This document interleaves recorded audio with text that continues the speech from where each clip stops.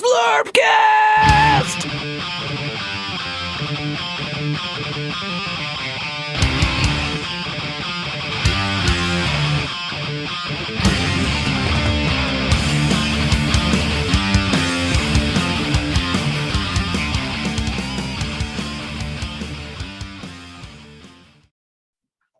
Welcome, Zlurpcast TV fans and people who hate us.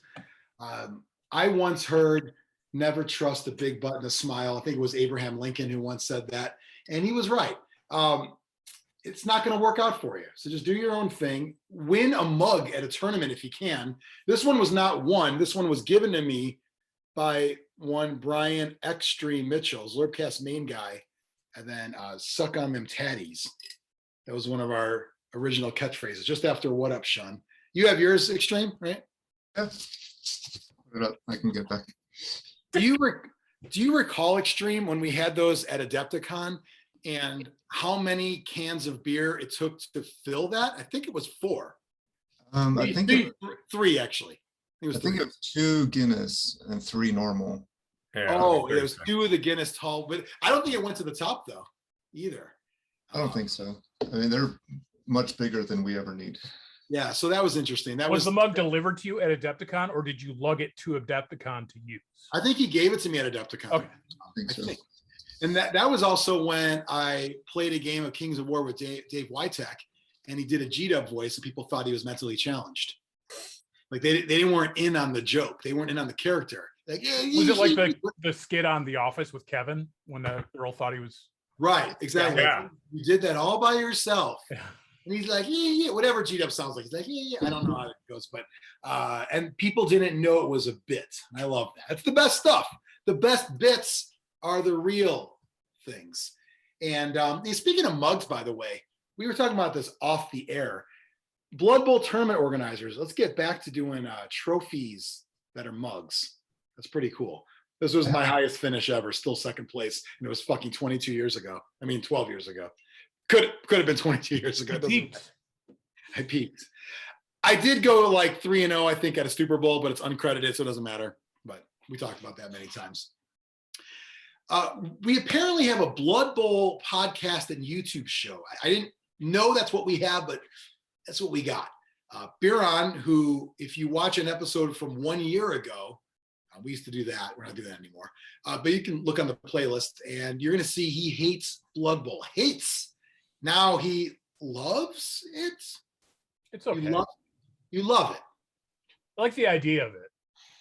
I'll tell you what, and we're going to get into this, but we're going to cover Die Brawl that Mike and I both went to. And I'm going to say this, a little precursor, not a tease, but just sort of a thesis statement, if you will. In the resurgence of us as a whole getting back into Blood Bowl, I like it this much less than I liked it 2 weeks ago. Not more, but not less, not considerably less, just this much. Like just a pubic grognard much. What if the event you went to was 3 games instead of 4? It might have been better. But it was great though. And we're going to talk about that. Don't get me wrong. It's not a knock. It was a great event. I'm talking about my own personal feelings. So you made it sound like you like it less because we're all playing it now together. It's mostly you, Biran. Now Mike and Xtreme are, and they, Xtreme, you can laugh it off, but I'm saying you're irrelevant in my feelings. Okay. So if that warrants a laugh, then by all means.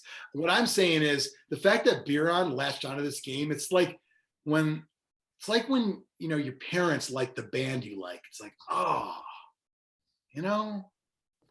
Dad, you like Green Day? Or whatever the kids like. I don't know. That's classic rock. It is, unfortunately. My dad had a habit of getting into the same hobby I was in, but he had the income that I didn't have.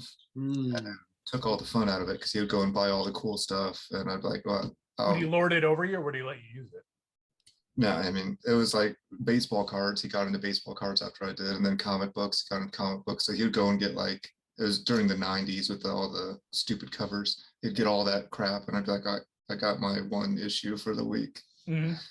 You got your one. My $1.25 is spent.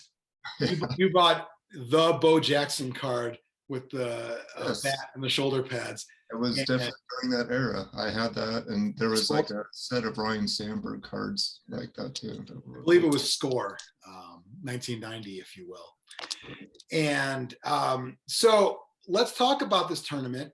Biran, you didn't go. No, Xtreme. thank God, Why thank God? because I found out it was 4 games. Ooh, okay. Don't you mean thank Nuffle? Yeah, that's right.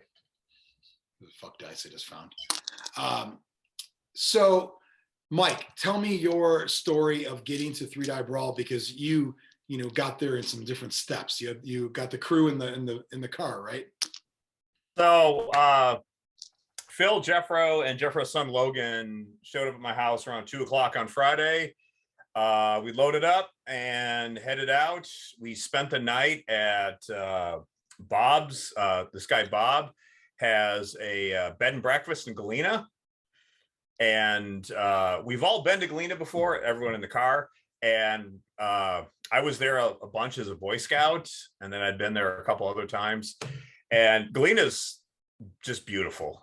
Yep. And it's super hilly, which you don't think of when you think of Illinois, but the scenery there is just gorgeous. I And remember driving in there. I think it was like, is there a town called like Elizabeth? yes, And it's like, I think I'm going to get a ticket here.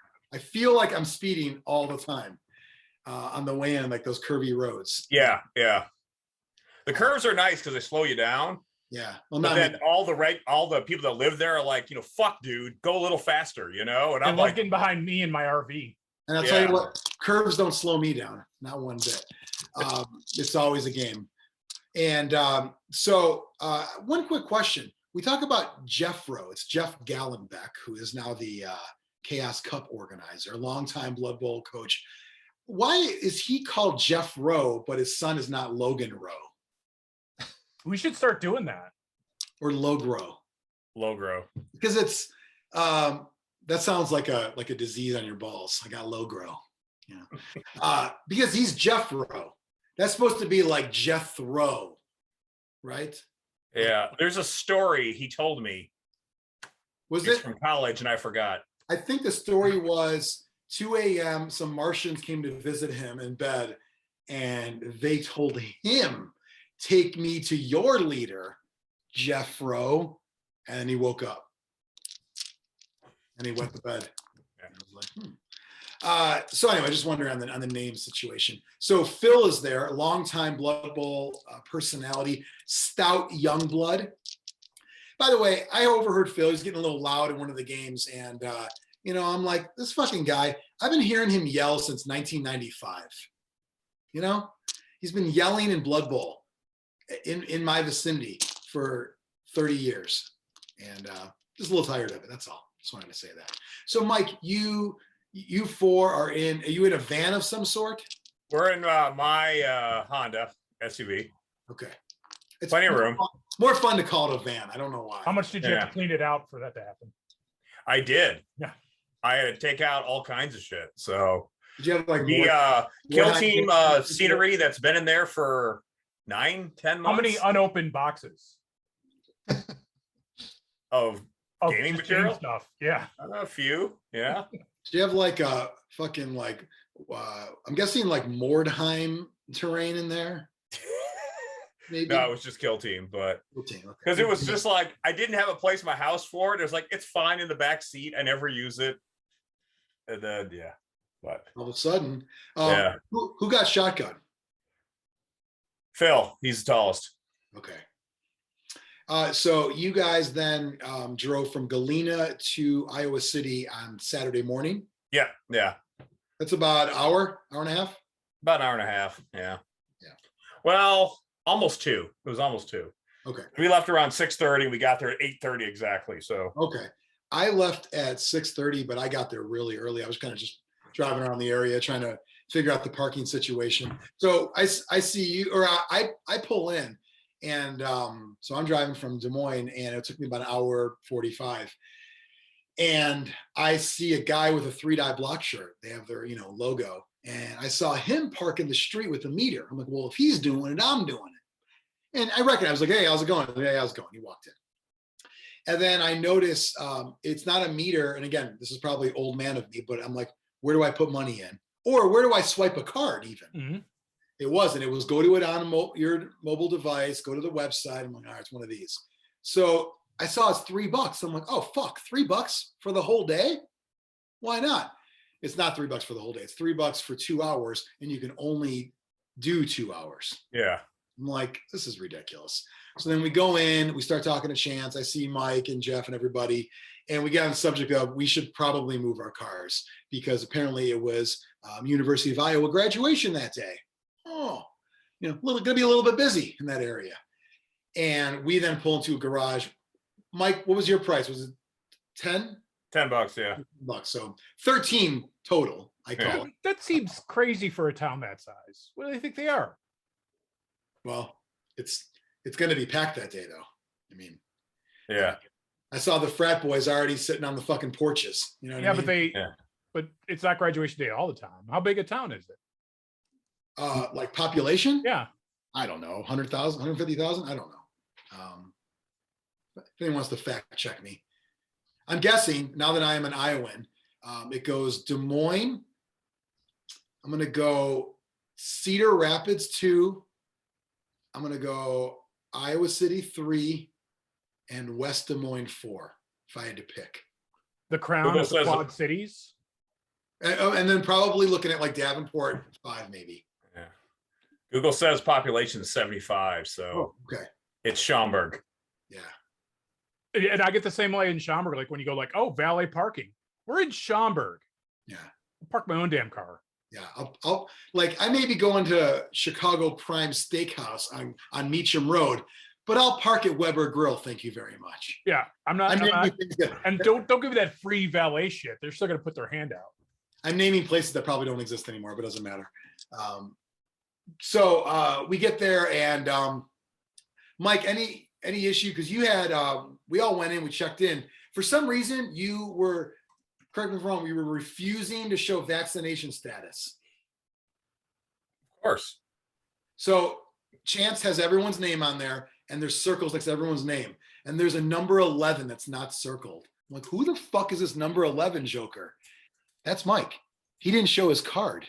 That they did it there too? Yeah. You said I showed him my phone thing though. So it was, I believe, card or mask. Yeah, it was card or mask. So I would say everybody but maybe one or two had no mask. One guy yeah, there was a dude that had a neck garter, but I think that was just general, whatever. A few customers had masks, but I will say this. College towns are weird. They did a thing. So there's a girl working there who's, when someone walks in, she's like, oh, I got it. Like right off the bat, it was a check your status kind of thing. And I give her all the credit and like running a business with, if that's your protocol, because I honestly would hate that.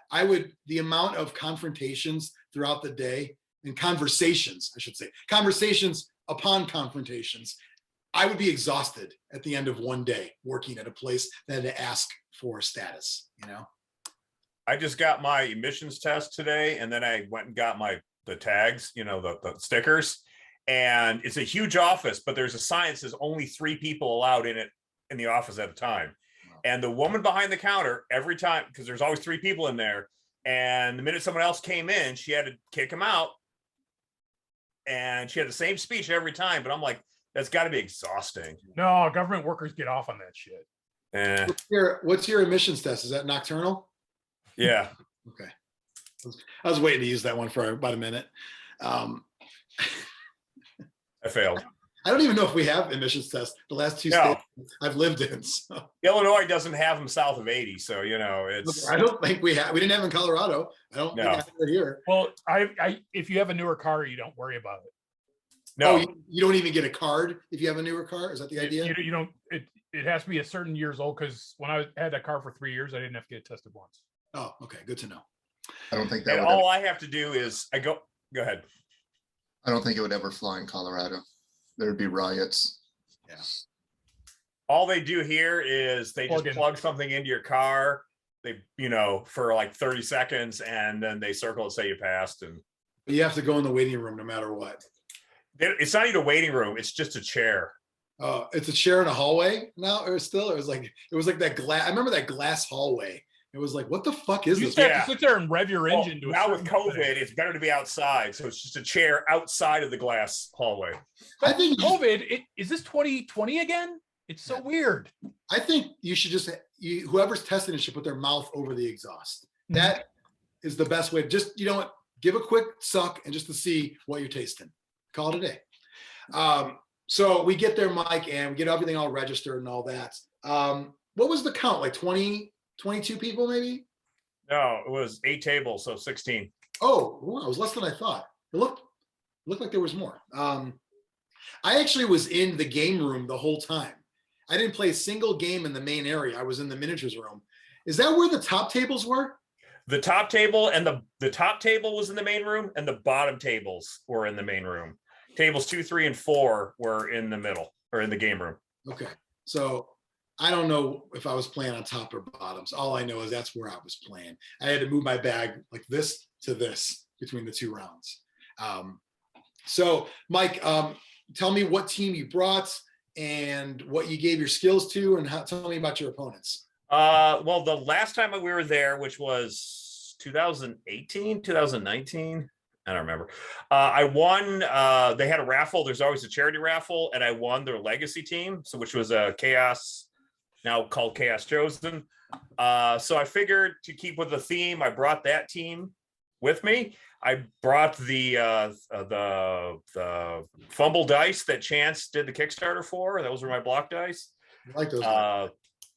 And as far as skills go, I gave Juggernaut to the Minotaur, 2 Chaos Warriors had block, 2 had guard, and Beastmen had sure hands. So pretty basic. No star players, so I was playing pure. Yeah, thank you. And when you talk about your opponents, also make sure to tell if they took star players or not, so we can dissect that shit. All right, so game 1 was against Aaron Franklin, who was the overall winner at Adepticon, and spoiler, but was the overall winner of this tournament as well.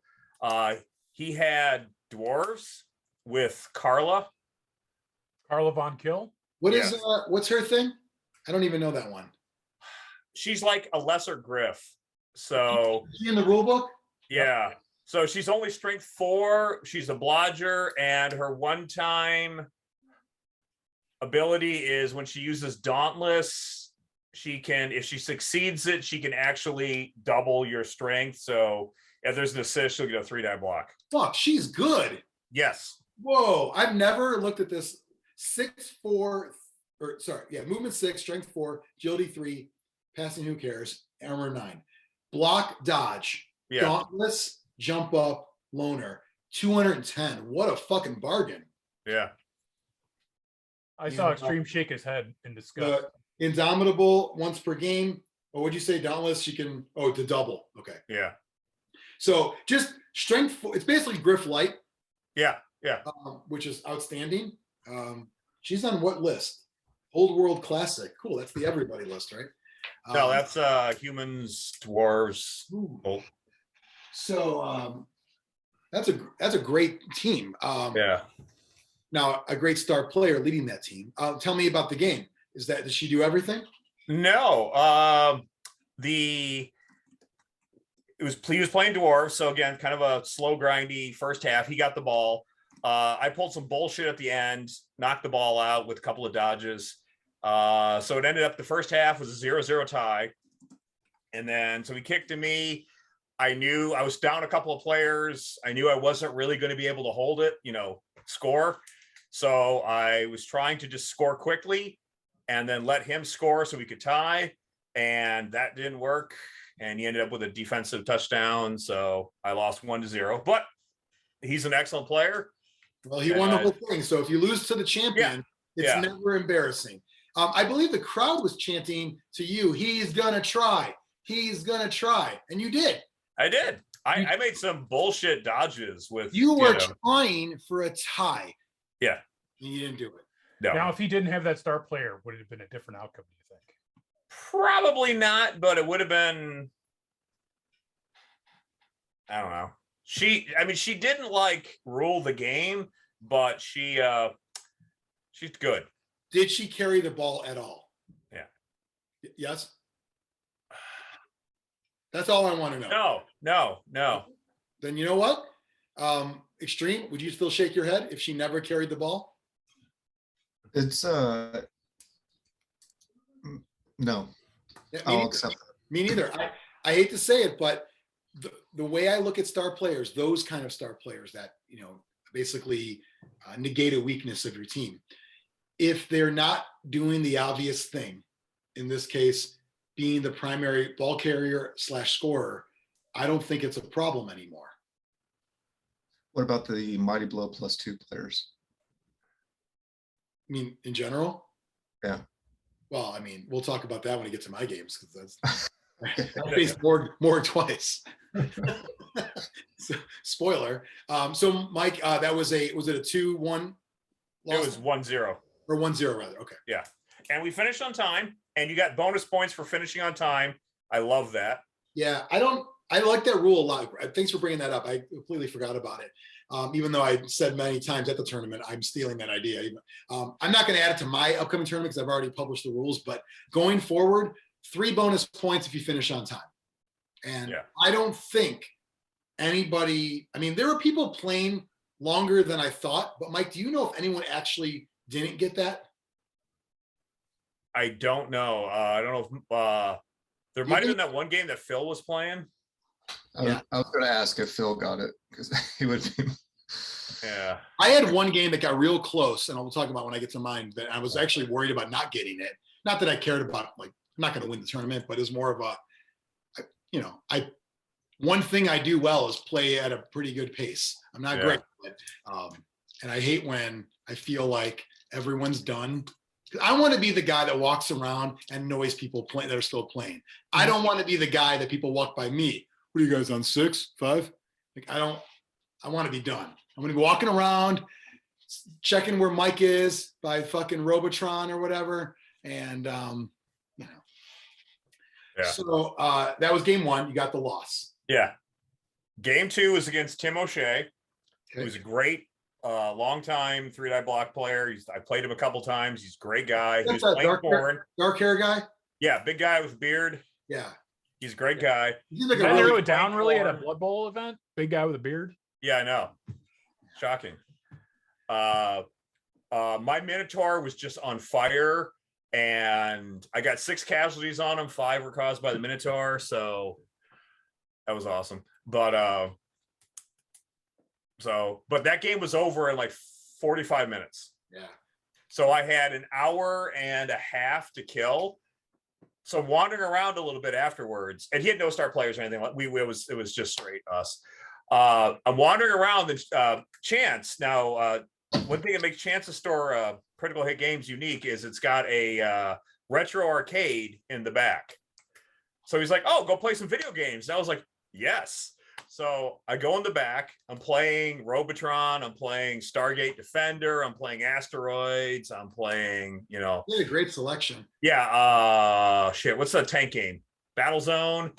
I was looking for Tempest. I used to love that one. Yeah. He didn't have any of the Tempest, Star Castles, any of that. He had a Mario Brothers. I was surprised at that. Yeah. I always forget because how big Super Mario as a franchise game. Mario Brothers sucks. Right, as a straight game, it's Yeah. awful. I didn't realize that you can't jump on the fucking Koopas. You die. I thought you jump on them, it turns into shells, like Mario. Unless I hit it wrong, maybe in the wrong spot. But I died jumping on them. Maybe I hit their head on accident. I don't know. But yeah, I was surprised. But a bunch of old school video games. Yeah, that was awesome. They're all that era. They felt like, like 82 to like 85. Yeah. I didn't notice. Did you notice, Mike, any that were in that like later era? I didn't. I noticed all the what I call the Dean games for my brother Dean. Yeah. His era, him going to Galaxy World and me just watching because that's how young I was when those were out. When Defender was out or Asteroid. Pre JAMA / Sega era. Yes. Yeah. So, Mike, you were playing those games, and I will say this. It came time for lunch, and everyone's packing up, and I'm like, okay, cool. And I look around, and here, listen, I'm not trying. I don't want this to be a woe is me by any means. throughout this tournament, I'm telling people, like some people knew who I was, some people didn't, because there's a new Blood Bowl crop. Xtreme probably noticed this when he wanted to make a big entrance at Underworld Cup, and then half the people said, welcome, but welcome back. And some people were like, who are you? I get that. I don't expect, I'm nobody. It doesn't matter. However, there was a moment where people started to pile out for lunch, and nobody asked me what my plans were. And nobody said, what are you doing? You want to come with us? No one said a word. I'm like, oh, okay. It's going to be that kind of party. I'm going to stick my dick in the mashed potatoes. All right. And I'm like, I'm going to look around for my old pal, Mike. You know what? I'm not trying to say like I was going to try to make friends with the cool kids at school and they all denied me. Let's go to the old friend that's still there, that I met in band a few years earlier. I'm just saying, where's Mike? Couldn't find him. I'm like, oh, at 2 Mueller, because they wrote Mueller on your game sheet, Mueller rather. And I was like, huh, guess I'm going to walk around. So that's actually what happened. There was no set plans, Mike. I left the building by myself. I walked a block, made a left, and saw Brian 2, his son, Jeffro, his son, and Phil all walking. I was like, where were you guys? Like, oh, we went the wrong way. They were looking for this sandwich shop called No Doughs. And I'm like, oh. And then they were like, we're going that way. They might have said, come with us. I don't even know if that was uttered. I just said, hey, here's my chance to join a gang. I'm going to join a gang. And so it was a little weird. Whatever the term is, not emasculating, but whenever like I had to feel like I was main guy again, because I was like, so I got absorbed into that group and we went. And then I noticed Mike wasn't in that group. I'm like, oh, fuck, where's he at? I sent a message to our group in Facebook and a text, an SMS message, simple messaging service message. Nothing. Hey, I did my part. I reached out. I had no idea this whole time Mike was still playing video games. Yeah, I come out. My phone had vibrated, but it was on vibrate. So whenever like anything, like an email came in, it vibrated. So I come out and there's like 4 people: Chance, Drew, Tim. The people who aren't leaving. The people who aren't leaving. Yeah. And they're like, oh, where were you? And I'm like, I was back playing video games. And they're like, well, everyone left. And then he told me where everyone went, that Nodo. And so I went there. Yeah. And that's where everyone was. What the fuck, man? It reminded me of what I call an underrated 80s movie, Summer School with Mark Harmon. And I remember that. It said, yeah, the guy who got stuck in the bathroom, the guy who was in the bathroom for 8 weeks out of 94 on his test. And he said zipper got stuck, and he was in the bathroom for the whole summer school. That's what I kind of felt like. But we were able to find you. Really good sandwich shop, by the way. That mushroom sandwich was amazing. I got a BLT, and it was really good bacon, real good, like nice, like thick. Iowa's known for their pork. Iowa's great bacon. Anything, pork, it's really good here. And so, I got to talk to Brian too and his son for a little bit at our table. Mike was at what I call the Phil table for a while. So we have our lunch, good place. We head back. Round 3 is about to start. We're at 2:30 now. Who's your round 3 opponent, Mike? My round 3 was Nate Ponce, whom I met at Gen Con. He's got an interesting history because he won Gen Con one year. And then I remember doing the scoring. I go, Nate Ponce pulled it out. Good job. And then 6 months later, Corey Light, who got second, emails me and he goes, I've just been curious about the scoring.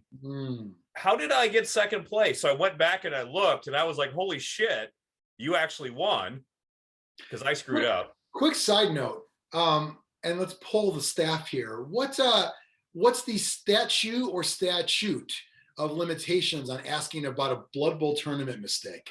5 minutes after the end of the tournament. Okay. Yeah. Xtreme? Agree. 5 minutes after the end of the tournament, or 5 minutes after it was announced? After it's 5 announced. minutes after it was announced. Well, that happened at Chaos Cup once, where Jeffro had made a big deal about how there's the top 4, the top tables, Right. and in order to get, first, second, or third place, you got to be on those top tables. And then this guy who got third place wasn't at those top 4 tables. And I was like, Jeffro, is that right? And he's like, yeah. And I go, after he'd announced it, and I go, because you just said you had to be at the top tables. And he wasn't at the top tables. And he's like, oh. And so you had to go recalculate things. So I'm going to actually disagree with Xtreme and Biran. I think it's either immediately, not 5 minutes after, immediately or never. I think it's because if you say, and the winner is, and you give it to somebody, and then 5 minutes later, the awards are done, then you go up to the guy. Like, I don't know. I think that's, what do you do? But by the guy. way, I won, but I'm not going to take your fucking trophy. Yeah, I'm going to tackle this guy when he's walking out the fucking door right now for the trophy. So anyways, I was thinking, by the way, I'd like to wait maybe 20 to 30 years and then tell the guy. Oh. Just like I still probably have the results because they're in this file. So a guy came up to you and said, He emailed me, and I looked back and I was like, holy shit. And then I remember thinking that I was surprised that he didn't win and this other guy did win, which made me think, dumbass, that was my subconscious telling me something's wrong, and I didn't listen to it. So I made him a trophy, and I had a big announcement for him the next year, that I screwed up. Another quick side note, when you're running a tournament, and it's been so long for me, but like there is that moment, don't you guys agree, where it's like you're not 100% certain on every single award, but time's ticking. Mm-hmm. And you don't have enough time to calculate every single one again. So you just say, fuck it. Does that happen to you guys? I've never run a tournament like that. Not you. People who actually care about the community. Xtreme. So I circumvented that as Zlurpcast when the last round was that grudge match round. I had everything factored out while you guys were playing. So I already knew all the awards other than the top table and the bottom table. Grudge match didn't have an impact on anything? No. Oh, I totally forgot that. I think, That way you couldn't pick the halfling team. Right. You go for most casualties. And did people try that before you did that? I think I saw into the future that somebody would try it. So I Future Bleed tournament update right there. Wow, good job, Xtreme. That's a great idea to not have that count and give you that entire round to check your math thrice, if you will. And then all I needed to know is who won the special tables, and that was it. Because I know for me, it's like, I'm pretty sure I got it. But I can't say 100%. And I don't think the only time I've ever got anything wrong in a tournament is matchups, where somebody says, should I be playing this person because I won? And then I'm like, fuck. But I don't think I've messed up an award. it's Gen Con, because I don't have a computer, so it's all math. It's all done in my head. And There's a lot of people, right? Like 30. Yeah, there's like 38 people there. Oh, So I couldn't. I like pen and paper for 8. Not for yeah. 8. Yeah. Shit. But Okay. anyways, so Nate Ponce not only won first place, which was really second, he also won the Dirty Deeds, which is like a legacy award that I inherited and just kept, which was the most fouls in the tournament, which I don't no longer have. But because he was playing Chaos Dwarves and he was fouling with his Bull Centaur just to get he wanted that Dirty Deed. So it kind of fits in the lore that he stole the first place. Yeah. But anyways, he was playing Black Orcs. Okay. No star players. No, he had Varag Ghoul Chewer. I take that back. And who's an appropriate star player. So real quick, I used to love watching Biran's reaction in the show. And ever since we started talking about Blood Bowl, now I only watch Xtreme's reaction. Because Biran is he has like the I smelled a fart look for everything. It was like someone like, hey, I just he's always like, whereas Xtreme, he just does the man. Xtreme's reactions to Blood Bowl talk is the highlight of the last 5 episodes. Varg is thematically good for the team. It works that way, but This isn't a role-playing game. I'm not again, I may be wrong on that too. I don't think I don't remember if he did or not. There's talk of him, but I don't remember if he did or not. So I may be wrong on that. All 6 Black Orcs had guard though. That was a pain in the ass. That's my kind of team right there. Yeah. And then they had Brawler and Grab, which was also a pain in the ass. I would think if you're doing Black Orcs with all guard, would you think that maybe you should bring a star to be your ball carrier because all your goblins have nothing then? But they're in the cage. I don't think now. And now that I think about it, I don't think he had a star player. So Okay. How did he do with the goblins then? did okay. I still beat him, but it was close. A couple of critical fails, and so Okay. and then game 4 was against JJ2, who was second place. So, and he had the white dwarf, and that guy was a pain in the ass. Grom Brindal, if you will. Yes. And I know when he set him up, he put him near the line because he's got stand firm. And I'm like, my Minotaur has Juggernaut, and he has forgotten that. Yeah. And I'm going to push that guy out of bounds. And then when the ball got kicked off, the ball ended up right at the square that Minotaur needed to be to push him out of bounds. Oh. So that fucked me right there. You had this whole thing of, I'm going to I had this whole thing. I actually double checked to make sure Juggernaut, I was second guessing myself.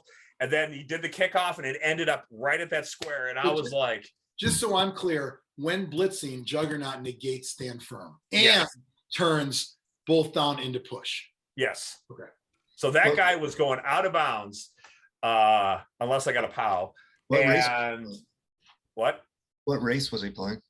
He was playing Lizard Men Yeah. with the White Dwarf. That's not very thematic. No.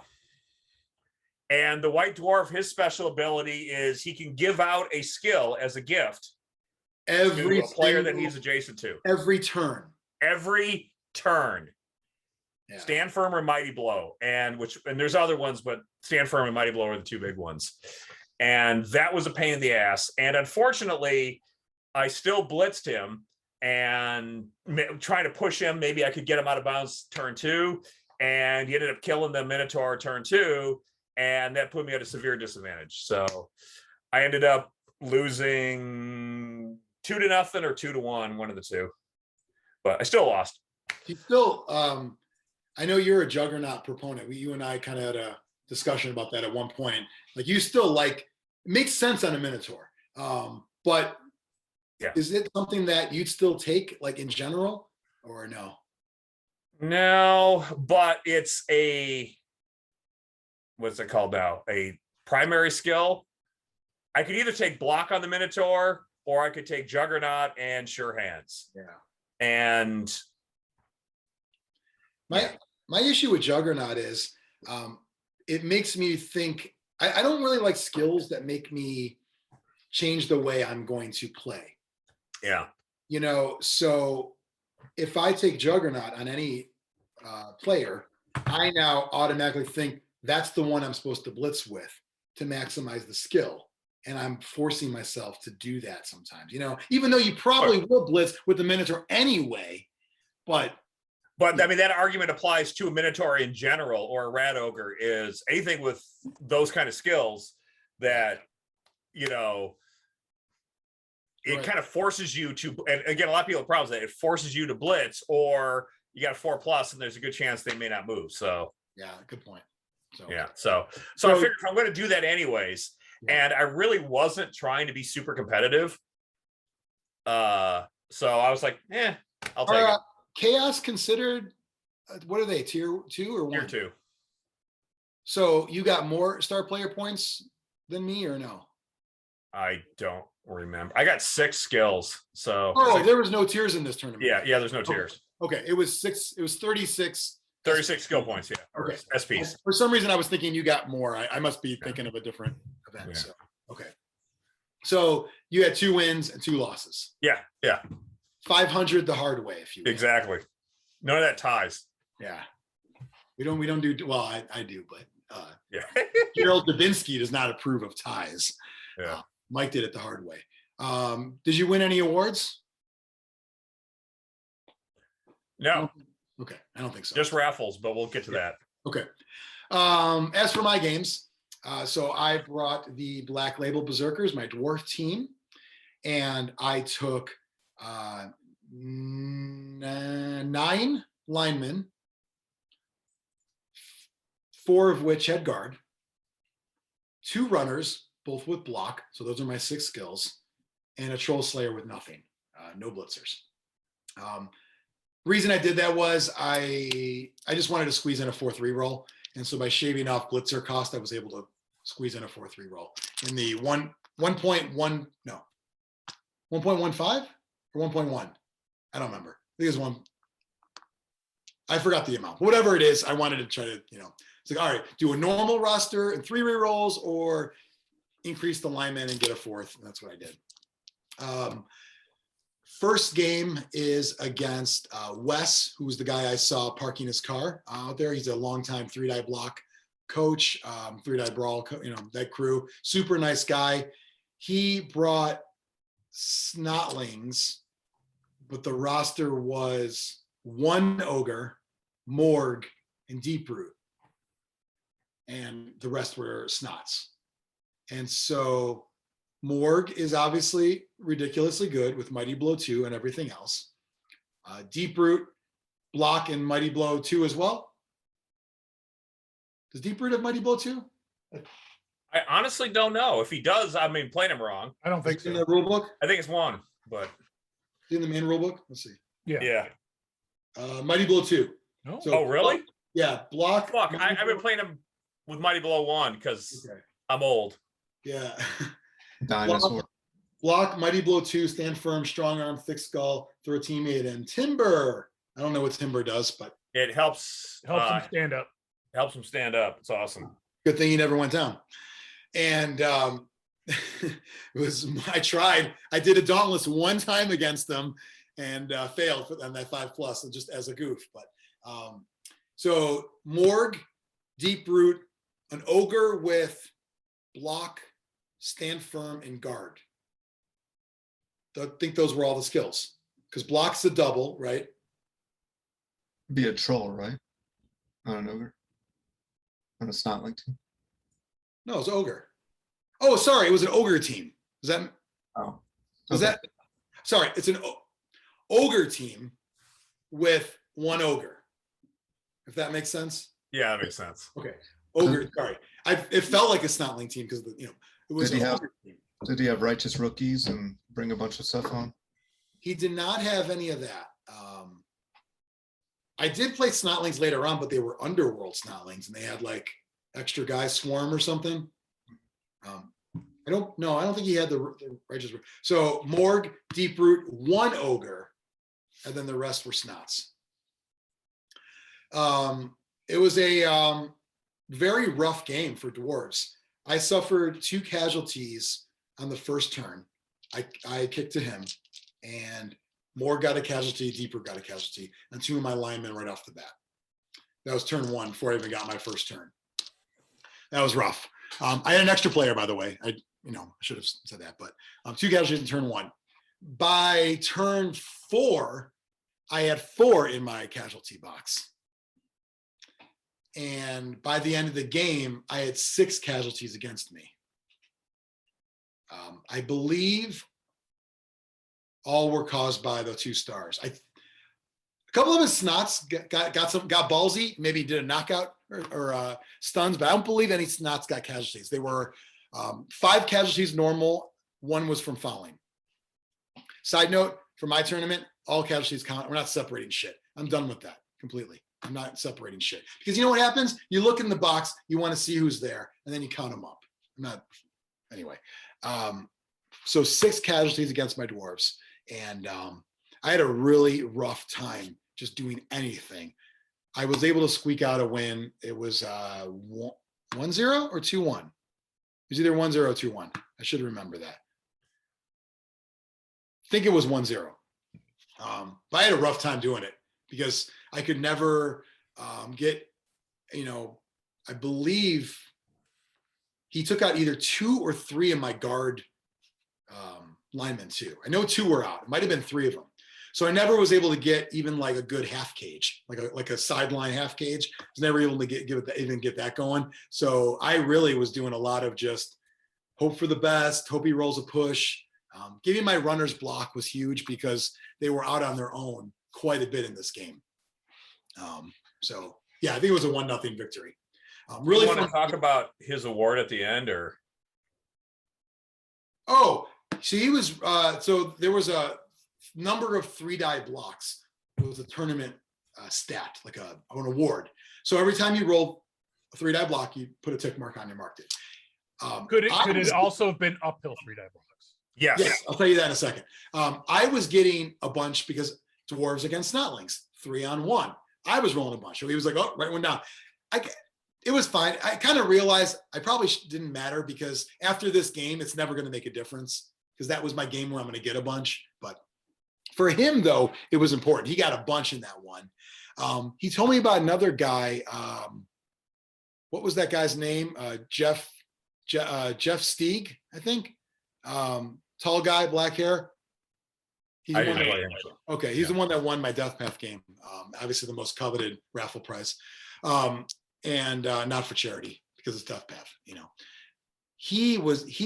Wes told me, I said, man, you're going to get a bunch. I said, you're probably going to get the award. He goes, I don't know.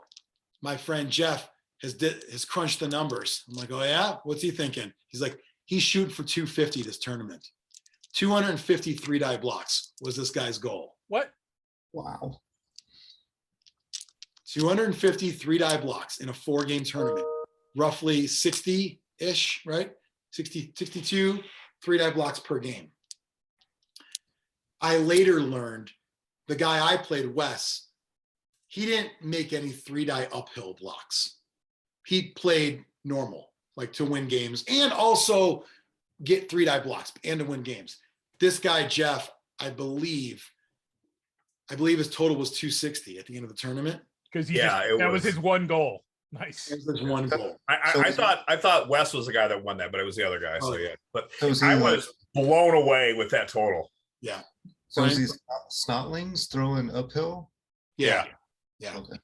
Yeah, his intention was that. And I'll tell you what, no judgment. That's what you're doing. I could never do that. Like, I don't care if I'm playing what people call the most competitive teams or the joke teams. I'm always trying to win. You play to win the game, in my opinion. Herm Edwards. I'm always trying to win. I could never just say, I'm only going to go for this. It's not in me to do that. No disrespect, that's what you want to do, but I could never just, even casualties. Mike, have you ever had a tournament, or any of you guys, where you say, I'm only going for casualties? I've never done it. I've never, I'm not going to pick up the ball because I want to hit this guy. Like, people do that though. Some people want to win certain awards and they go for that. And again, that one is since he was going to do that as his only thing, he was guaranteed to win because you can make yourself do 3-day blocks all day. But I suspect it wasn't just winning. He wanted to beat the old record of 217. Oh, and in my mind, that number is incredible. If you're throwing the uphills, the odds of getting a skull, unless you've got a friend that's helping you and say, I'll take the push. When we were talking about it, and when Wes told me his goal was 250, it's definitely surpassed the old record. I also thought, like, what are we talking about? This is crazy. I did not even think about at all going for 3-die uphill. It never crossed my mind until he told me what the strategy was. I just immediately thought 3-die blocks with the intention of you having the advantage of 3-die blocks. So it's, still a cool thing to shoot for, but it changes the game a bit, if you will. So a really fun game against, even with the casualties. If I tied, I probably wouldn't have said it was that fun of a game because I was in such a disadvantage right off the bat that I felt like I have to fucking win this or I'm going to be upset, because it was like losing those guys is like, on a dwarf team, you do not expect 6 casualties against you, Game 2, I played against Sean. Is his last name Crowley, Mike? Yeah, Crowley. Crowley, as in Mr. Crowley. Alistair. Something really cool he did that reminds me of what a cool thing to do. He gave me his own Blackfire dice that he had created. And it says, whoever I play gets my special dice. So very cool gesture. And it made me think, fuck, I should do that. Xtreme, have you thought about bringing back your token? You said you did, right? You want to do something new? It's a work in progress, but yes, I'm working on a gift. Cumrag? Use Cumrag. I'm actually working on 2 gifts. The gift that everybody will get, and then a gift if the other person's playing dwarves. Cool. Oh. I'd like to do something. Maybe like a Zlurpee on one side and something else on the other side, How about a deep tongue kiss? Do they sell 3-sided coins, or is that just in my brain? Mike, anything on that? No. You haven't seen it? Although Nate had a D3 that was it had like 3 points. It was a triangle. Do I have one of those? I think I do. But you roll, yeah, it's because it's a D4, but you add an extra number, No, it's basically it's this and then that. And so you roll it and it's not going to land on its end. So it's going to land on one of those 3 faces. Oh, it's not a pyramid shape. No, it's an actual like a. Because the other sides are like bubbled out, so it won't land on those, right? Right, yeah. Is it like an isosceles triangle with 3 sides, maybe? Yeah, or what some car has that as their symbol, like Mercedes or something. Yeah. Like a peace sign without the dick. Okay. So I played Sean, and he's a well-traveled coach. I noticed right off the bat. Oh, he had Undead. Thank you. Nice looking team, Punga miniatures. Really cool looking undead team. I like that he was using the fat guys as his mummies. I think they were supposed to be ogres or Nurgle guys. Mike, those like the Nurgle guys? I don't know. He used them as his mummies, and it fit pretty well. They were, we were joking. They were like fresh mummies, not full on mummified. Just it was like day of, really fun guy to play. One thing I noticed right off the bat, we start playing. He goes, "I'm blitzing him." Throws down the Xtreme Blitz on Cancer token. I was like, "Oh shit, we got one of these motherfuckers over here." All right. He says he hung out with you a bit at Underworld Cup, Xtreme. Yeah, I played him a couple of times, but yeah, I hung out at Underworld Cup, and I played him at Ogre Hio. I think I played him online in a Fumble tournament too. So yeah, he's a really good guy. I like him. Yeah, he's a good guy. His exact words were, "Brian's a good dude." And I was like, "Are you sure?" I'm like, he's a dude. I mean, good dude. I mean, I know you bought the token and all, and you want it, but it was that was cool. I got to chat with him a little bit. He's one of those guys that I think if I didn't quit and or move, I probably would have had a lot of fun games with over the last how many years? Because he like he's fairly new to the scene. Yeah, I don't want to say the word new because it sounds like, but he's post 2016, right? Isn't that the line? Post dinosaur, yeah. He's not a dinosaur. Yeah. But he's made up for that time, and he gets around. God, yeah. So I asked him, he mentioned something about a couple tournaments, and I said, "You get around." He goes, "Yeah." He goes, "Yeah, a little bit." Like he kind of like downplayed it. It's like a little bit. Like I didn't look him up, but I will at some point. I bet you he's traveled, like he's on the Brian 2 tournament circuit, I think. Like I'm going to go to wherever, whenever, and fuck, why not? I think he was in Florida a couple of weeks ago playing. So Florida to Iowa. He played in Mike Haley's Colorado tournaments. He's like, "Yeah, Mike's my friend." I go, "Well, don't tell him this because that sounds like an asshole thing, but he's probably not happy that I lived there for 3 years. And those were the 3 years I didn't play Blood Bowl." I said, nothing personal, but he, just kind of worked out that way. But, okay. He's been in 65 tournaments since October of 2019. Whoa. Wow. That's during fucking COVID. insane. That's with COVID in play. So that's like 20 a year, 25 a year. That's awesome. But how many could you do in 2020 and 2021? Oh, good point. He's So, been in 19 tournaments this year alone. man, this That's guy balls is deep. yeah, Balls deep.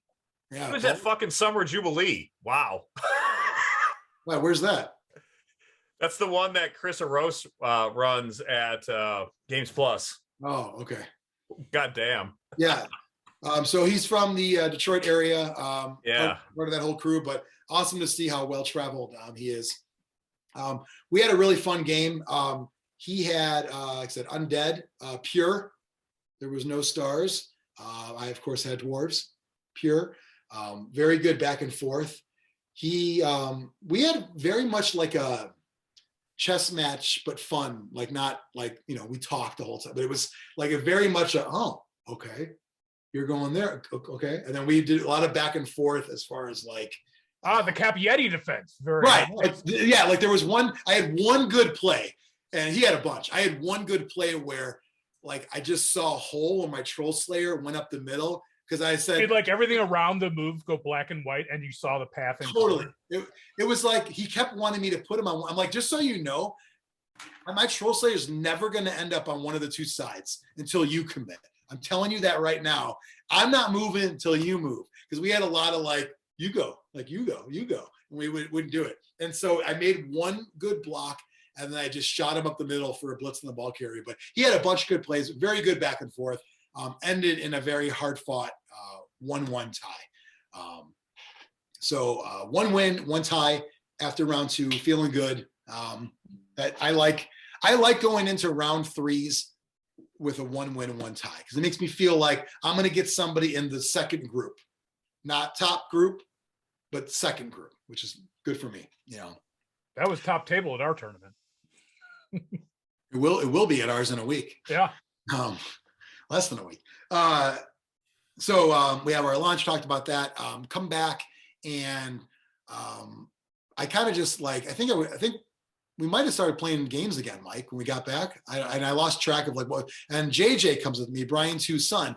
And let's just as a reminder, Brian 2 is another well-traveled, very good Blood Bowl coach. Has number 1 U.S. coach. Number 1 U.S. coach, has won Chaos Cup before, has won a lot of big tournaments before. When someone is good at Blood Bowl, their offspring will also be good. Yeah, they just are. They just are. It's just how it goes. Xtreme is the case where he's not good and his son is. But no, I'm kidding. It sounds so good. Alex is great at Blood everything Bowl. except Blood Bowl. Yeah. which means, hey, guess what, Dad? Fuck you. Not going to play your favorite game. Let me win once, and I'll play your favorite game. So JJ is like, you know what? Whenever you want to play, no rush. We'll start whenever. I'm like, super, cool, laid back guy. Got to chat with him anyway at lunch. We talked, and so I had no idea while we're chatting at lunch. And I'm like, this kid's 19, the whole world ahead of him, great guy. That I'm about to get my ass kicked by him in about 20 minutes. I had no idea what I was in for. He had what was his team, Mike? I just lost Lizard track. Man. Lizard Man, yeah. Lizard Man with Grom Brindle, the White Dwarf. And boy, did I fall for hitting the White Dwarf. How many times? If I knocked him down, it was one time. I don't even think I got him down. I got fucked on Stand Firm so many times. I heard you bitching about Stand Firm, and I heard the word Stand Firm so many times in that game. Because I told him, I said, I love Stand Firm. Like when I get it, he's like, yeah, I know it's annoying. I go, no, I'm supposed to be annoying to you, not you to me. So is that a guy you just ignore pretty much? I should have. Don't try Yeah. to hit him? Yeah, I should have. Here's my thing with Lizard Man, and we talked about this on the last Zlurpcast. To me, there's a lot of like really favorable matchups in Blood Bowl. You take this against this, in my opinion, and it's coming from a guy who's coached Dwarf and Lizardmen more than any other team in my NAF history, those two teams. I still stand by that Lizardmen against Dwarf is the most favorable matchup for any team. Outside of maybe like Dwarves negating Amazons, like just a standard tackle thing. But the reason why I think that is the skinks are too fast. And if you keep them away from me, you're good. If you always make a one-on-one with a Saurus, no guard opportunities, you're going to always win those. And he did a really good job of doing that. I realized, I'm like, I got to get these skinks out. And I did get rid of a couple, you know? So, I mean, I tried. I had a plan and I stuck to it and I got some out. I didn't get all of them out. And the one I really wanted to get out was his leader skink, because he didn't have any rerolls. He had no rerolls and No a leader rerolls. skink. And Xtreme, you want to make A face about leader. leader as your only reroll face? Whatever. That's what the Really rules. wanted, what's that? You play by the rules of the tournament. Yeah, exactly. I really wanted to take that guy out. He was the one skiing I couldn't get to. And I had a chance, you know, to probably to get a tie. I really had a chance at it, and it wasn't happening. And once he got down, it was like one of those, you know, I'm never going to complain about stalling. I'll never complain about it, but it was one of those skink on one end, skink on the other end, skink on one end, skink on the other end. And I'm like, it's not going to, I will tell you this much. This was in both this game and my first game against Morg and Deeproot.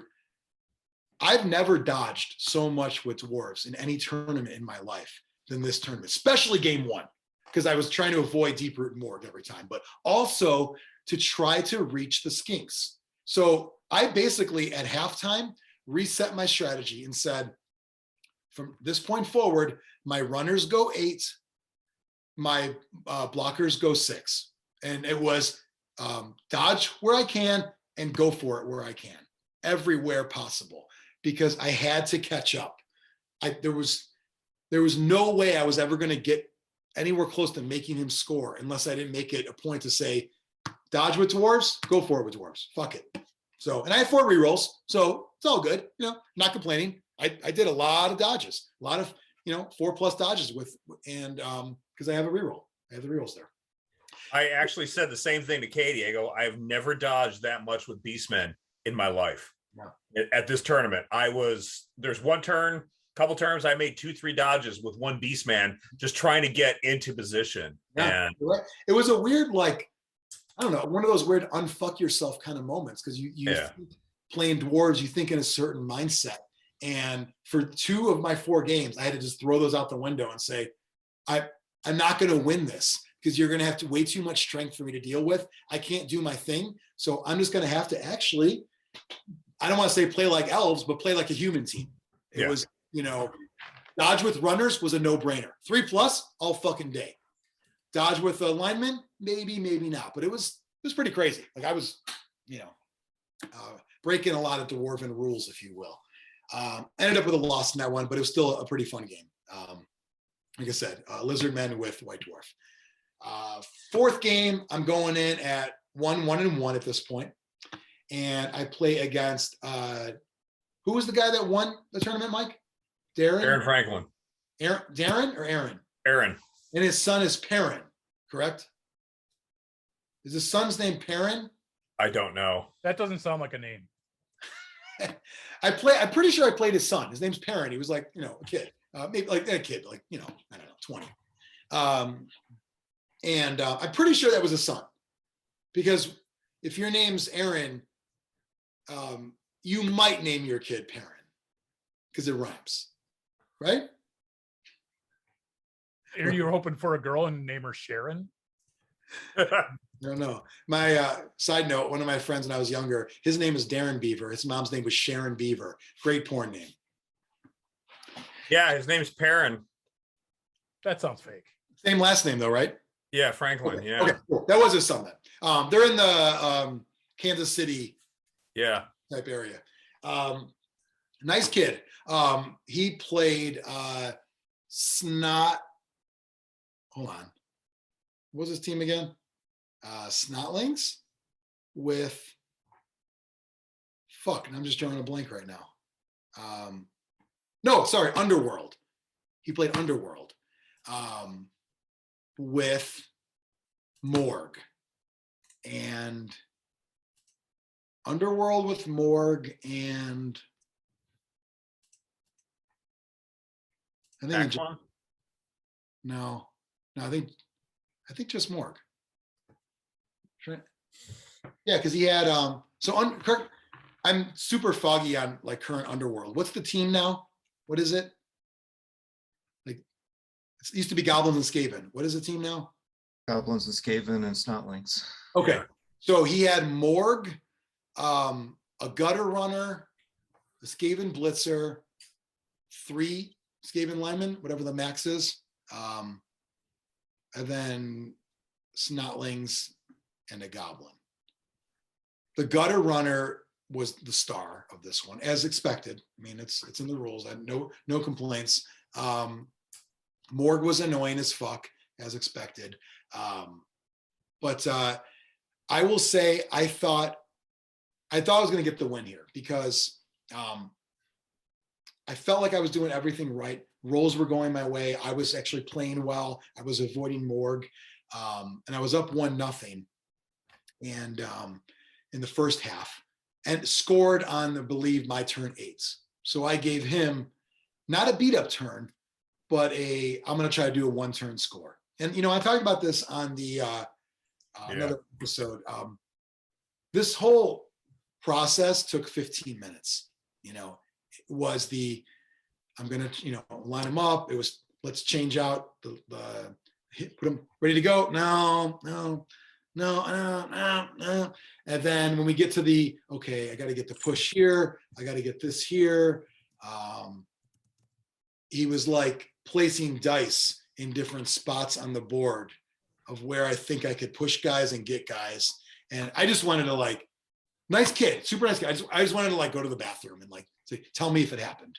I didn't want to be around for this. I put all my linemen on the second to last line. So tackle the whole way, knowing this gutter runner is going to come in. So he's going to have to get tackle. And I don't think he had any rerolls left. I don't think he did. If he did, he had 1. I don't think he had any though. So I kind of was like, it's probably not going to happen, but you're allowed to try. So go ahead and go for it. And so I'd push a couple guys around, and he got to a point. I think he failed to dodge and a tackle guy or something. Didn't happen. So it just took way too long. Is my point. You're allowed to try for it. Of course you are. Second half, it looks like I think I'm going to wrap this one up. I think we're looking good. He gets a really good, almost like a Mike Elf bullshit kind of sequence going, where he gets a guy in there, gets the ball, throws a quick pass to his gutter runner, and runs like a motherfucker, all 11 squares he can go. And I was just like, oh, fuck. So then he kind of just moved around. I tried to get close once again, dodging dwarves, go for it, dwarves, try to get close. He was able to squeak in and make it a 1-1 tie at that point. It was a fun game. I really thought I was going to have that win. So it was rough to watch that one play unfold, but I can't complain. You got a gutter runner. They do great things. So it is what it is. Morg wasn't as impactful in that game as he was the first game though. So overall, played against Morg twice, Deep Root once, and White Dwarf once, and ended up 500 the easy way with 2 ties. Mike got 500 the hard way. I got 500 the easy way with 2 ties, a win and a loss. We didn't win any awards for us. Raffle wise, Mike, what'd you put your tickets in? Did you buy extra tickets too? Yeah, I put extra tickets. Most of mine went into the Blood Bowl box. Apparently I put a ticket in or 2 into the Minotaur and a couple of the other dice things or something like that. We had some Blood Bowl pitches. He had a Blood Bowl box game, a painted Chaos Pack team, unassembled Divine Wind Samurai team impact, some different coins, some different dice, some different little bits and bobs, as they say. Brick and brack. Yeah, Phil was really into winning those Sin City slot machines. Hey, listen, I'm a fan of Blood Bowl swag. Those aren't my favorites. They look like Pez dispenser kind of things, Yeah. Phil really wanted to win them, so he won them. If you really wanted one of the lesser things, you could probably get it. I put the majority of my tickets in the painted team because I wanted to give that as a prize at my tournament. That'd be cool, So I probably put, I don't know, $10 worth of tickets in that one. Put a couple in for the Griff just cause, and put the rest in for the eucalyptus coin because I always like a good coin. And then I bought Brian Two's Rocky Mountain coin and Yeah, I got one of those too. Prone stun. I wish I would have bought 2 of them. I'll be honest with you. Oh, the coin or the token? The token? The prone stun? The token. Yeah, that's a good one. Yeah. Bigfoot, prone stunned on either side. It's a good one. What did you end up getting then, Mike? I won the Minotaur. That's right. And something with dice. Okay. Did you put any in any cups that were like? Oh, and I also won the random, really old school GW orcs. Oh, Mike got a blister pack that would make a little Kilowog cream in his pants. Yes. It was, I don't even know what color this was. It was like orange. Like it was clear. The clear part was orange. I've seen that, yeah. How old it was. The foam was a completely different. I believe it's now gas. Yes. Right, probably disintegrated. Yeah. Yeah, it went from solid to liquid, probably in the 2000s, to now a gas that would like a dandelion. You know, It looked like the end of Infinity War. Yeah, exactly. Totally. What those were like some real derpy orcs, right? Yeah, they're derpy. They were fantasy though, because they had the little nub to put the plastic. Yeah, because they had the plastic shields, and they had this, and you put that in there and becomes a shield boss. That shit didn't even say Warhammer Fantasy. No, it just said orcs and goblins. Orcs. Yeah, orcs. It looked like when you're at the store with your mom when you're a kid, and like I know for me it was always all right. Like let's. My mom would grab Jewel brand cornflakes. And I'd be like, I don't want generic. She's like, they're not generic. They're Jewel brand. Generic's the next section over. I'm like, fuck, she got me. You're right. They're not generic. What about Multimeal when it's just a bag to save money? Right. These were like orcs. Like when you're watching an 80s movie and it just says beer, they write beer on the can. That's how these were. So, overall, fun tournament. Let's talk about our feelings. Mike, anything you would have done differently, or would you have taken a star if you had to do it over again? No. I mean, I was going to use that team. So I built the team, and, I didn't even really consider taking a star because it wasn't in the team. So. All right. You were going with a theme. Yeah, I was going with the theme there. And Biran, usually you asked Mike, if so-and-so didn't have the star, would you have won? Mm-hmm. What's the other question you ask that goes with that? If you had a star, would you have won? Yeah. So I'm getting to that point, and it's driving me crazy. I'm getting to that if you can't beat them, join them mindset, and I fucking hate it. Because now I would, once again, if you have a different outcome, you don't play the same people. That's, we know this. If you lost the game, you play this person, but if you won, you don't. So it's hard to say if I took Griff, would I have won all my games? Because I wouldn't have played the same people. But when you look at how those games played out, it's like, motherfucker, I'm trying to turn dwarves into speedy guys. And then I'm trying to turn them into tough guys and turn them into dodgy guys. And it's like, maybe if I just played my game with them and let Griff do all the heavy lifting, could I win 4-0 against the same opponents? Maybe. You wouldn't have had 4 rerolls, I'm sure. No, I wouldn't have the 4 rerolls. That was my people that came up to me like, dude, 4 rerolls, the hell? I go, no stars. Can't say shit. Yeah. You can't say shit if I got 4 rerolls and no stars, because that's only 100 and actually it's 200K. So yeah, it's 200K. That's 10 less than Carla Von Kill right there. Yeah. And so I don't know what's Griff's new cost. Anyone know that off the top of their head? No. A lot more than Carla. Okay. Still though, wasn't he lowered? Or he's raised? He's raised. Yeah. So Carla's the bargain. Is that what you're saying? So I said, well, I'm going 4 rerolls. So no, I don't know what I'm going to do at the next tournament I play in that allows stars. I still don't know. I like the idea of playing pure, but I don't like the feeling that I feel like I'm playing at a disadvantage against everybody else. I don't like the feeling of that. Xtreme, what do you think about my feelings? Fucking feelings or what? It's difficult sometimes to take the moral high ground. If it was easy, it wouldn't be a high ground. Yeah. If it was easy, it would be immoral. I mean, if I wasn't taking this stand, I mean, there's 2 stars that jump out to me that I think are very interesting for dwarves. The White Dwarf and then the Norse guy that throws barrels. I think are both really interesting choices for a dwarf team that I would probably play if I were going to play star players, but I'm not. And the barrel guy is not OP at all. He's very good though. But he's not Griff or. How much is he? Do you know?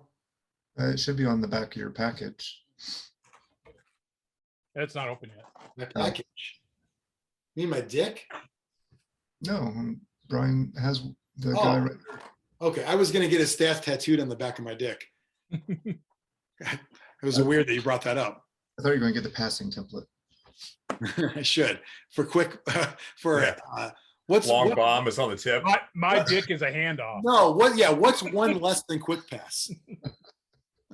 And Is there like a street ball quick pass we can put in there, like a 3-incher? But wide, like it's a wide template. You know what I mean? Actually, I think I might get the scatter template on my dick and balls. So like, just you flatten it, just cover it all. So what's the stats, Biran? I didn't look it up. Oh, he said it's on your package. It's not open yet, and you have to open it to get to it. Oh, And I already lost one piece, so that's why I had to get this. so one. you're gonna open that very carefully with a knife. Yeah. You're not gonna fucking gnaw it open. Anyway, yeah, he's probably a good start player, but all I'm saying is I'm getting to that point where the moral high ground, I don't feel that great taking the stance. You know, on paper I felt great, but I don't feel that great in tournaments when Morg and Deeproot are basically fucking me to death for 4 turns in that first game. It's like 170,000 for Thorson Stoutmead. that's a bargain, my friend. And he's got 6'3", 4+, pass on a 3+, armor 8+, block, drunkard, loner, and thick skull. what's his strength? 6? 3. 3. Oh, what am I thinking of? The Yeti? The other guy. Okay, the Yeti. Yeah. So he's got block as well. Real keg, once per drive, selects his opposition player within 3 squares. If he rolls a 3+, that player is immediately knocked down. On So a if you're 1, playing- Thorson is knocked down instead. If you were playing Deeproot, a 3+ knockdown. Yeah, that's a good counter. Or if you're Okay. playing against the ball and chain, a 3+, the ball and chain's off the field. Yeah, good point. So like- it's more of a, it's a counter piece to that. I never got Deeproot down the whole game. You'd saying with him, boom. Death roller. What happens if the death roller's knocked down? Could it just stand up like anything else? Yeah. The ball and chain is the only thing that once you knock it down, it's gone. It's a knockout, so in theory it could come back, but I don't know. I'm not sure what I'm going to do. I just wanted to talk about my feelings a little bit. And, I like to buy the star players and use them as alternate sculpts. Is that weird? No, Hmm. it's fine.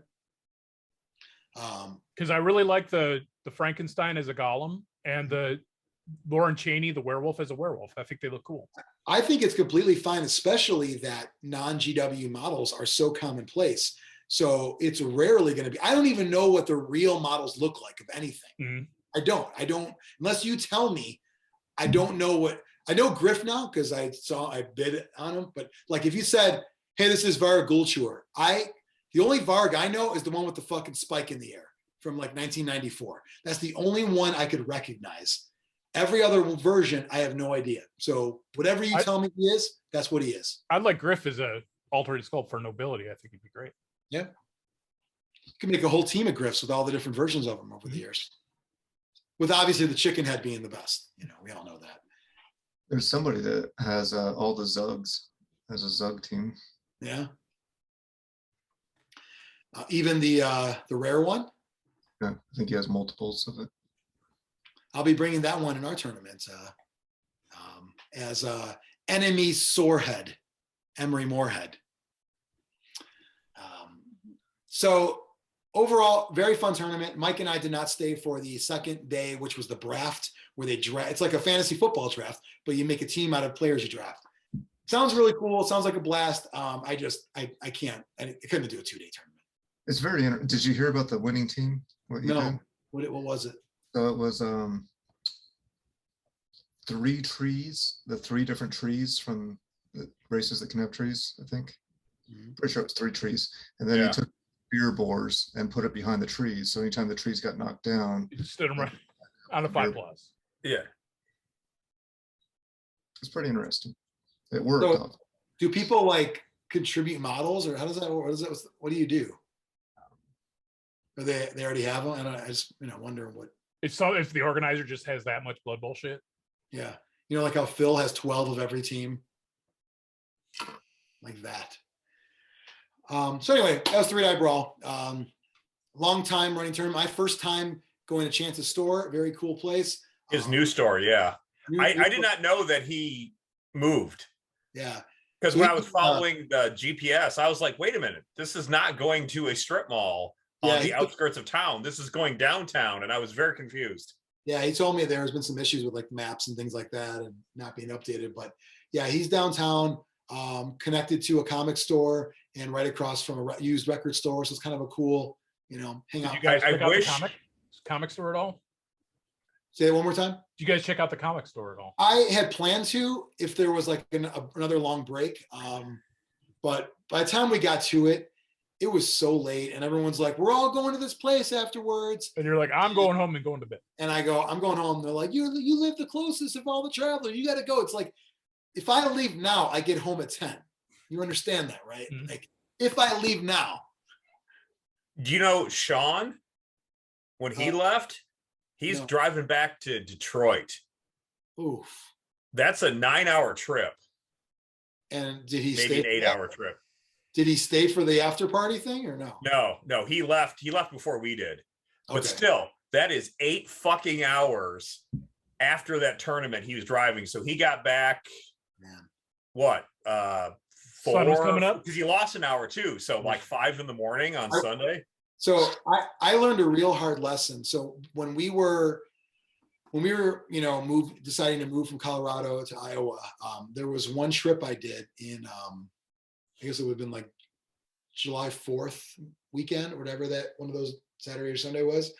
I put all our stuff in a U-Haul, driving it to a storage shed. And the day I packed everything up, it was just an exhausting day, packing things, moving boxes, things that, and just knowing how expensive cross-country moves are. I was trying to do it, knowing we were going to buy a lot of new stuff. I tossed in furniture and stuff to the person who bought that. So that's what I decided to do. But it was just a bad idea to like work at a job in the morning, pack and do house stuff in the afternoon, and then leave at like 7 o'clock at night. I got in the middle of Kansas, middle of nowhere at 1, 2 in the morning, and I felt like I was fucking drunk. I was like hallucinating, fucking slap happy, like this isn't right. And I found some weird motel that I stayed at that was really strange. So then I packed up and left. Well, if you're towing something, you got to pay even closer attention. So yeah, not a tow. I had the truck, but it was still very, It's not the most comfortable thing to do. when you're driving those U-Hauls that have that regulator that caps you at 70 miles an hour or whatever, it was not comfortable. And I was getting very tired. I called Heather. I was like, what game can we play over the phone? Ask me questions, do something. Cause I might die right now. And more importantly, lose all our stuff, but also die. I'll never do that again. And honestly, that lesson learned was like, I'm never doing that for a fucking Blood Bowl tournament ever again. If it ever gets to that point where I realize I'm out too late or whatever, guess what? I'm not poor. I'll fucking stay wherever I need to stay for the night. Who gives a shit? I gotta suck a dick to get a couch. I'll suck a dick to get whatever it fucking takes. Yeah. I'm not doing that ever again. So the worst for me was a nonstop drive in the RV from Branson to home. oh, that's a long one. It was about 13 hours of driving. Yeah, that's really long. As a kid, my dad would refuse to stop and he would drive through. So we went from Arizona to Indiana nonstop, Utah to Indiana nonstop. I don't know how we did it. Here's the thing. If I prep for it, so Methamphetamine? Yeah. so we, obviously moving to Colorado, we did Algonquin to Colorado Springs, all good. Moving from Colorado to Des Moines, all good. Even in the past, long road trips. I did Chicago to, where was that tournament in Philadelphia or Harrisburg. You know what I mean? Harrisburg, like, yeah. I've done. It's just that getting up early, going to work, then exhausted around the house, and then it was just. Yeah, if that was all you were doing for the day. I just, for me, it was starting at that hour, the 7 o'clock. You know, and going through the nights. I can't do that. I have to start at 8 in the morning, 7 in the morning, or even earlier. I'll never do that again. In fact, quick side note, there was a tournament. Mike, remember when we were at one of the Special K Cups and I showed up and surprised everyone? Not that anyone cared. I didn't plan to be there. I left that morning and went. I don't know if I ever told you this, but driving to that by myself, it was just Kalamazoo. It's not that bad. What's Kalamazoo from Chicago? 3 hours. 3 hours. It's not bad. But it's the fact that I left so early and I was drinking coffee nonstop. 3 times in that trip, I fell asleep while driving. That's exciting. That gets your adrenaline going. To quote the comedian Stephen Wright, I've never fell asleep while driving. I have woken up while driving. That was me. Yeah, for me, it's in the RV. It's twice as bad because it'll say Google Maps. It says an 8-hour trip. Well, I'm counting up to 12 in the RV. Yeah, right. Yeah, you gotta remember that. I'm never doing that shit again. Like if I'm gonna drive that long, I have to start early. That's all, and I'm fine. If I start early, I'm fine. But I can't start at fucking 8 o'clock at night and drive through the nights. Horrible idea. And so when it comes to Blood Bowl, if that was me leaving that tournament, when did it end? 7:30? Yeah, 7:30. Because So 7:45 7:45-ish, get to the car and all that. At that point, I'd say my max drive would be 3 hours at that point. I don't think I would ever attempt a longer than 3 hour drive starting that late. Yeah. We got home around 11 and I was driving and Jeffro had about another hour to go. Okay. From my place. Yeah. I also knew I was going to stop and get food too. So I already knew like, I'm hitting fucking Raising Cane's. Like it's going to happen. I'm going to, chicken fingers while driving. Yeah. We stopped because gas was so cheap in Iowa compared to Illinois. Mm-hmm. There was a McDonald's and a Casey's. So I went to the Casey's and they went to McDonald's. Suckers. That McDonald's closed at 8 o'clock and it was like 8:02. Mm. And I didn't know that. So I got the gas and I was like, I got to take a piss, but it's going to be a lot cleaner than the McDonald's. So I drove around and I see them actually standing in the drive-through. Oh, they're those people. Yeah. And so I was like, oh, fuck, it's closed. So I pull up behind him to block so no one else would hit him. And Jeffro and Logan had ordered, then Phil ordered, then I ordered. And then they walked up to the drive-through, got their food, and then hopped into my car. Wow. Some places have a sign that say you can't do that. Yeah. A lot of places won't let you do that. Yeah, this one did. Mike, and then I was like, I still got to take my piss. So I had to go back to the Casey's to take the piss. So knowing what I know as an Iowan now, I'm a Casey's fan. Bathrooms are cleaner than you expect, just for future reference. Best pizza in Iowa? What's that? Best pizza in Iowa? No, I'll get into that in a second. But Iowa City on graduation weekend, maybe, who knows how the bathrooms were, but typically it's not bad. They have good food. Casey's food is good. I don't know how much they have readily available at that hour though. It was decent. Okay, normally they have an app, really good app. I'll order on the app. You go there and they bring it right to your car. Pizzas, wraps, burgers, whatever. And it's pretty good. They want to be known as a quick serve restaurant that happens to have gas, not a gas station with gas station food, There was actually a bit on Saturday morning because Bob, he runs that bed and breakfast. And he's like, he goes, I'm not going to go to feed you, but I can throw some cinnamon rolls in the oven. And Jeffrey was like, nope, I want Casey's breakfast pizza. And that was a whole thing. And Bob's like, I'm not fucking eating Casey's breakfast pizza. And so we stopped at a Casey's and he got his the breakfast pizza, got the last piece of it. We sent a picture to him. I'll tell you, what Casey's has in slices is never going to be anywhere near as good as when they make one for you. Like if you order a breakfast pizza, it is way better than those ones that are out there. And it helps to give them a little bit of a higher rep from locals, if you will. Yeah. But no, not the best pizza, Biran.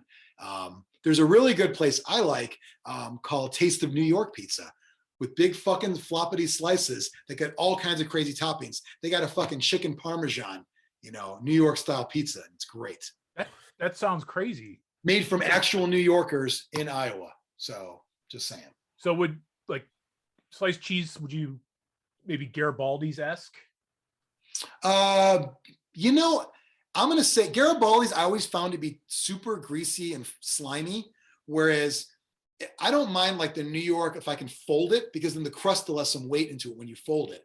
Garibaldi's to me, I never really liked it that much. We went because that was one of our pre-game places, but I was never impressed. And I always felt like it was too slimy. Like they should have always cook it a little longer. My own opinion on that one. Too slimy. Are you still there, Biran? Yep. Oh, okay. Yeah, look how you froze. I love really Garibaldi. liked it, and Katie hated it, so we never went back after. Garibaldi's? Yeah. Well, I also love their steak and cheese stuff, which is really good. Oh, I love the steak and cheese. That's good. So no, there's actually good pizza. It's I'm surprised. I was able to all the weight I lost in Colorado because of bad food is all come back because of Iowa food. So there we go. All right. What's that? I said, all right. Yeah, I mean, nothing I can do about it. What am I going to do? A diet? Like, You're married, you don't have to lose weight. that's a good point. So overall, great time. It was fun. Yes. And, I'll just chalk another one up to reconsider the roster builds, and maybe I'll reconsider the plain pures. I don't know. We'll see. Xtreme's going to look down upon it. I don't care. I have nothing to prove to him. I have nothing to prove. That's fair. I mean, I have nothing to prove. I want- I'll play pure because it's hard to fit any stars on a Wood Elf team because I already have stars called War Dancers. Very true.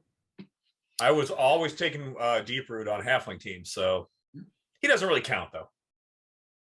Mighty Blow 2. He's really What? good. He's really good. Mighty Blow 2. He doesn't Yeah, count. if I remember it.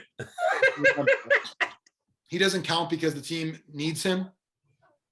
He It was fits in. I mean, tree men are part of the stock and trade of. well, and even before this star player bonanza, he was, I wouldn't say an auto include, but he was in a lot of Halfling teams. You do it. Oh, you know what? Real quick side note: the last game I played, that Snotling Swarm rule caught me off guard. I had no idea. And it wasn't really like overpowering. You only brought like 2 on each time, but I didn't even know you get free snots in that team. Was he playing it? One more time. Was he playing it right? I don't know what's right and what's wrong. With the latest update, you can only bring on as many snotlings as you already have on the field. Oh yeah, he played it right. Yeah. He told me what he was doing. He rolled to see how many you get, and then he looked at who was already out there. Yeah. No, he played it right. It just caught me off guard. I actually thought, I said, is that like an inducement? He goes, no, they just come with it. And I had no clue on the Underworld roster what it became. I never looked. And that was a recent change because you used to just roll for it, and that's how many guys came on the field. Yeah. Any hot pots in the tournament? I didn't see any. No. Mike would slurp up your reroll with his milkshake straw. Yeah. Exactly. You should actually make a giant straw and like whatever they're using as a reroll token. You gotta suck it and bring it over. Try to here. actually suck it up. Or just grab whatever they're using and bring it over. Oh, you These are should- mine now. Yeah, Xtreme, you're right. If you can't suck it, Mike, then just take it. Try to suck it before you take it. Well, and also the top table was Drew with his Halflings. Remember Drew that? halflings against goblins? No, Aaron with his dwarves. Oh, okay. I thought Yeah. someone said something about goblins near the top, maybe. Did you make your life as a TO much easier? You said top table, first, second. This is how it is. Some people do that, you know. I did that at Chaos Cup when I ran it. I didn't do the 4 thing. I did I think Yeah, right? it was top table. At least Yeah. early on. Maybe at the end we might have changed it. I don't remember. I think we changed it to top 4, but yeah, when Katie was in the top table, that one time it was hers to lose, Yeah. and she did. Couldn't handle the limelight. Yeah, she had a winner tie, and she would have won the tournament, and yeah. So in a week we're going to be covering our Zebsit tournament. Zebsit, yep. Zebsit. Zebsit 1.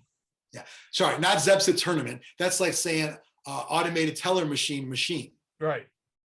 You know, Zepsit 1. Zepsit 1, the first of its kind, first of its name, and I think we should get a belt every year we do it. So Xtreme could have like 6 belts. the belt collector. Yeah. I like the traveling. I like the one, you know, because it makes it prestige. Because then people are gonna wear it all the time. Yeah. It's like Go to every Blood Bowl tournament and wear your 6 Zepsit belts. Yeah. Where are those from? Oh, you would know about it. We can't talk Invitational. Yeah. So that's coming up. We're going to cover that in our next episode. Let's do a quick preview of some things on the horizon. Biran, what's the new game you're going to be playing? The game I'm not going to be playing is Firefight. No, that's Mike's new game. What you get, like Battle Brawl? Fantasy Brawl. Fantasy Brawl, yeah. Fantasy Brawl. Is that a wrestling game? No, it's like Judgment, but it was with hexes. It's about the cones. So Judgment.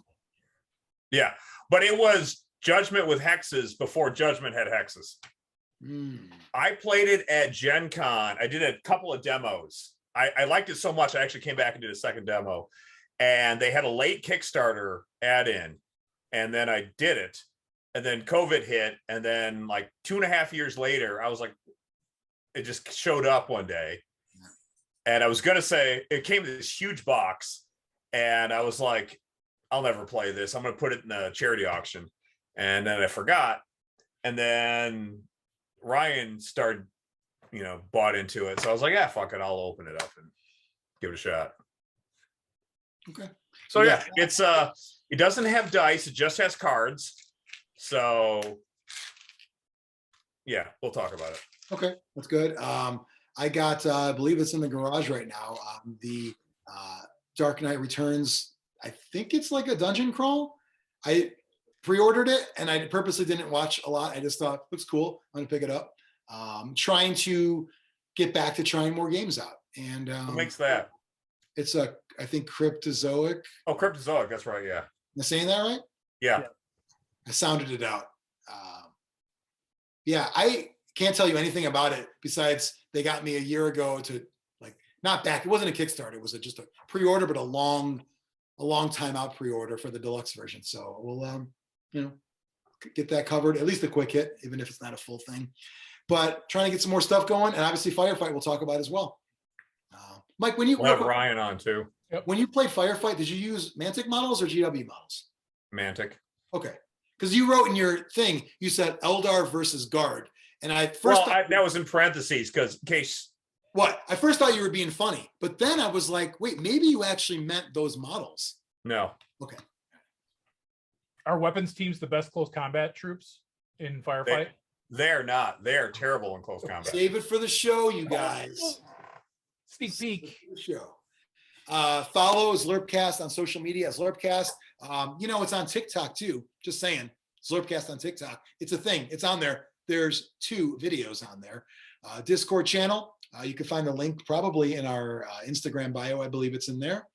Make sure to subscribe and tell your friends and hit that button as well, because you never know when something new might pop up. Maybe this episode is going to be released on Saturday at midnight, right, Biran? Sunday morning at midnight. Sunday morning midnight. Maybe there might be an episode that we do there. Maybe we go live there. Maybe we do a Facebook Live in our tournament. Does anyone know here, can you do Facebook Live and YouTube Live with the same phone, or 2 different people have to do it? I think 2 different people. I don't think you could give camera control to 2 apps. Okay. So maybe we'll do a Facebook Live and YouTube Live during Do some Instagram Reels. Some Reels, do some TikToks as well. And maybe we'll cover our Xtreme. Are we doing a toy hunt on Sunday? Yeah, we're going to do a toy and comic tour on Saturday. Because most stuff's closed on Sunday because Indiana's the land of God. Yes. I'm learning that here too. My favorite taco place, if you ever come out here, TC Tacos, closed on Sunday. So same here, actually. The Lake Zurich Chihuahua Taqueria is closed on Sunday. Yeah. So we're gonna do we're gonna do some extra coverage. It's the first time the 4 of us are getting together in a long time. So stay tuned for that. Otherwise, that's it.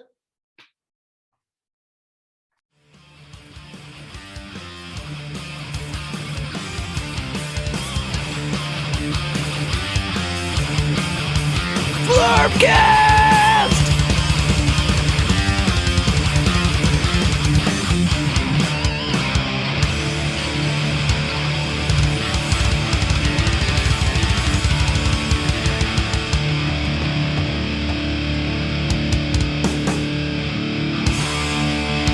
Brought to you by Nuffles. Bet you can't just roll a one.